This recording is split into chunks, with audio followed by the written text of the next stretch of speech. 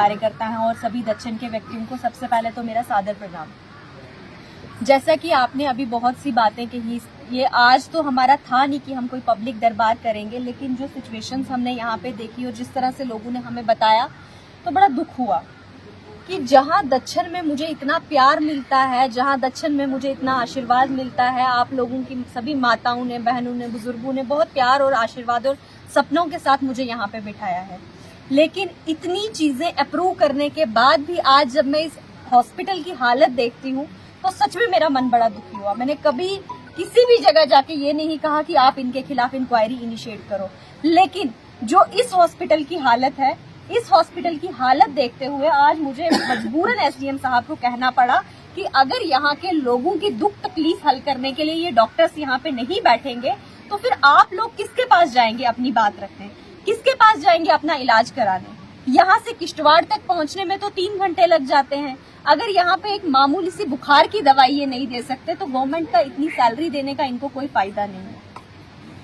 आज जब मैं आपके सामने बात कर रही हूँ तो जब मैं बाहर जाती हूँ तो एक बड़ा ही असंतुलित चित्र मेरे सामने आता है, जहाँ बाहर लोग जो हैं कई चांद पे चढ़ रहे हैं, कोई मतलब कहाँ नहीं जा रहे हैं। इस टाइम पे हम सूर्य के अध्ययन करने के लिए भी हम लोग जो हैं भारत आगे बढ़ रहा है।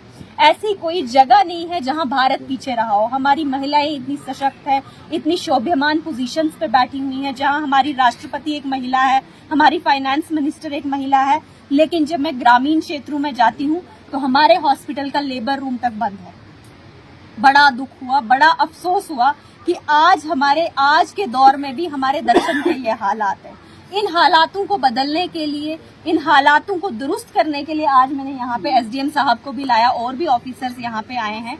हमने कोशिश की, जैसा मैंने आपसे पहले भी कहा था कि यहाँ पे रोड की बड़ी दिक्कत थी। जब मैं पहली बार दक्षिण आई थी तो आप लोगों ने डिमांड किया था होड़ी ब्रिज कंप्लीट होना चाहिए, तो वो होड़ी ब्रिज आपका कंप्लीट हो गया। इसकी मैं यहाँ के ऑफिसर्स को, एडमिनिस्ट्रेशन को और आप सब लोगों को मुबारकबाद देती हूँ। ब्रिज कंप्लीट हुआ। आज मैं स्वीट ब्रिज का काम देखने आई थी, लेकिन साथ में जब मैं यहाँ इलाके का दौरा कर रही थी तो बहुत से ग्रीवेंसेस, बहुत सी तकलीफें आप लोगों की मेरे सामने आई। तो पूरी कोशिश करेंगे कि आपकी वो तकलीफें हल हो।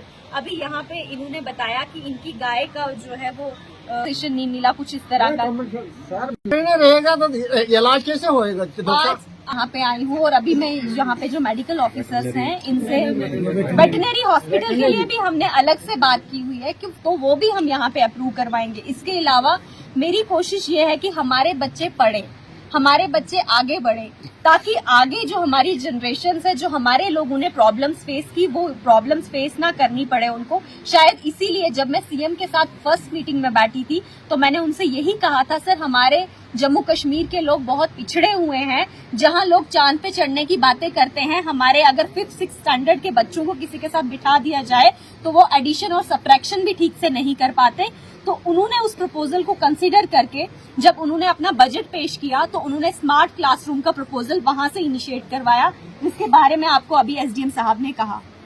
इसके अलावा भी, लेकिन अभी वो हायर क्लासेस की उन्होंने बात की है, लेकिन मैंने यहाँ पे जो हमारा हाई स्कूल, मिडिल स्कूल स्वीड है गर्ल्स का, उसमें मैंने स्मार्ट क्लासेस का प्रपोजल डाला है और वो अप्रूव भी हुआ है। आप देखेंगे आने वाले टाइम में जो आपका स्वीड का गर्ल्स स्कूल है वहां पे जो है आपकी गर्ल्स को जो है वो स्मार्ट क्लासरूम्स के तहत एजुकेशन मिलेगी, क्योंकि हमारी बेटियां कई बार ये कह नहीं पाती क्योंकि वो ये चीज समझ पा रही हैं या नहीं। उनकी हिचकिचाहट कम करने के लिए और उनके कॉन्फिडेंस को बूस्ट करने के लिए स्मार्ट क्लासरूम का प्रपोजल लाया है, ताकि हमारे बच्चों को कोई दिक्कत ना हो।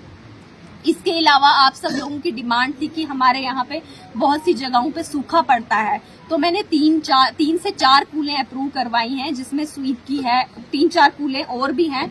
तो वो वाली कूलें जब आपकी अप्रूव हो जाएंगी तो हमारा आजकल खेती बाड़ी की तरफ बहुत से लोग जा रहे हैं, तो अगर कोई इंसान अपनी एग्रीकल्चर नीड जो है, एग्रीकल्चर के द्वारा ही हमारा पंजाब जो है इस टाइम पे पूरे भारत को फीड करता है, तो हम चाहते हैं दक्षिण भी एग्रीकल्चर सेक्टर में आगे बढ़े। इसके लिए मैंने 3 अलग से दक्षिण के लिए रखवाई हैं, ताकि दक्षिण के लोगों को कोई एग्रीकल्चर से रिलेटेड समस्या ना आए। आप लोगों ने कहा था हमारे क्याड़ में रोड नहीं है, हमारे किब्बर में रोड नहीं है, हमारे नथ नाला में रोड नहीं है। आपके क्याड़ की रोड जो है वो सैंक्शन करवा दी थी हमने, हमारे प्रधानमंत्री जी की इमीडिएट बेसिस पे सर्वे कंडक्ट करवाई, डीपीआर बनाई, और आप जल्द से जल्द देखेंगे कि आपका जो किब्बर नाला है वहां तक रोड जाएगी। लोगों ने आमंत्रण दिया कि मैं खुद माता की यात्रा के लिए आऊं, तो आप सब लोगों के आशीर्वाद से, आप लोग सब लोगों के प्यार से ही खुद माता के लिए जो है वो 50 लाख रुपए जो है वो सैंक्शन करवाया है, ताकि वहाँ पे भी जो लोग हमारे जाते हैं माता रानी के दर्शन करने के लिए सुविधा मिल सके। हम हर प्रयास कर रहे हैं कि हमारे लोगों को बूस्टअप मिल सके, हमारे लोगों को नौकरी की बात की मेरे भाई खत्म होने की कगार पे है, अब वहाँ से वर्करों को निकाला जा रहा है, लेकिन हम कोशिश कर रहे हैं कि आप खुद इतने सक्षम हो जाएं कि आप एम्प्लॉयमेंट लोगों को दें, ना कि आप एम्प्लॉयमेंट मांगे। मेरी कोशिश ये है कि आने वाले टाइम में आपका एजुकेशनल सिस्टम इतना बूस्टअप हो जाए कि आप नौकरी देने वालों में बने, नौकरी मांगने वालों में नहीं। हमारा ये प्रयास है।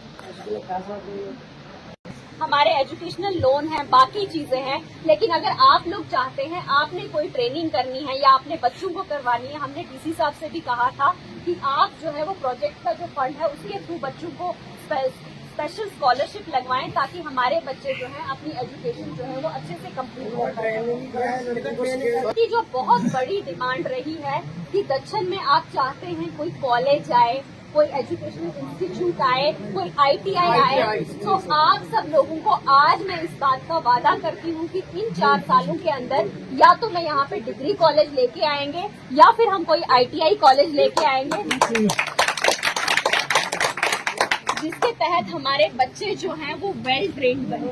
हम चाहते हैं आप जो है वो रोजगार देने वाले बने। इस बात की तरफ मैं ज्यादा जोर, कि हमारे युवा जो है वो काफी परेशान है, लेकिन मैं आपको इतना कहूंगी कि आप कोशिश कीजिए, प्रयास कीजिए, परमात्मा आपके हर प्रयास का जो है वो फल जरूर देगा। बाकी आपके दक्षिण के जितने भी डेवलपमेंटल वर्क्स है, आपको मैं आपके मंडल प्रधान जी के थ्रू, प्रेस कॉन्फ्रेंस के थ्रू बता दूंगी कि कितना हुआ है, लेकिन लगभग 50 से लेकर 52 करोड़ का पैसा जो है वो मैंने सिर्फ दक्षिण के लिए लाया है। और यकीन मानिए, आप आने वाले दिनों में बदलता हुआ दक्षिण देखेंगे और आप देखेंगे कि दक्षिण ने जो है वो तरक्की की है। इतना ही मैं कहूंगी। धन्यवाद। जय हिंद, जय भारत।